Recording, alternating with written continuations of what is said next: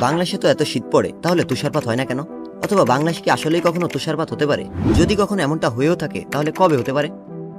এখন দেখুন, বাংলাদেশে মূলত তুষারপাত হওয়ার নিশ্চয়তা কতটুকু সেটা সম্পর্কে জানার আগে প্রথমেই জানতে হবে তুষারপাত আসলে কি এবং এটি মূলত কেন হয়। তুষারপাত, যাকে মূলত ইংরেজিতে স্নোফলস বলা হয়, যখন সূর্যের তাপে নদী-নালা, খাল-বিল, পুকুর এবং জলাশয়ের পানি জলীয় বাষ্পে পরিণত হয়, তখনই সেগুলো বায়ুমণ্ডলের উপরের দিকে উঠে যায়। সাধারণত ভূপৃষ্ঠ থেকে যতই উপরের দিকে যাবেন তাপমাত্রাও তত কমতে থাকবে। তাই এই জলীয় বাষ্পগুলো বায়ুমণ্ডলের ঠান্ডা স্তরে পৌঁছালে সেগুলো ঘনীভবন প্রক্রিয়ায় ক্ষুদ্র ক্ষুদ্র পানির কণায় পরিণত হয়। এরপর যখনই ভূপৃষ্ঠ এবং বায়ুমণ্ডলের তাপমাত্রা -0°C বা তার নিচে নেমে যায়, তখন পানির কণাগুলো বরফের ক্রিস্টালে পরিণত হয় এবং পরবর্তীতে ভূপৃষ্ঠের তাপমাত্রা আরও কমতে থাকলে ভারী বরফের ক্রিস্টালগুলো তুষারপাত রূপে মাটিতে অর্থাৎ পরিবেশে পড়তে থাকে, যাকে আমরা স্নোফলস অর্থাৎ তুষারপাত বলে থাকি।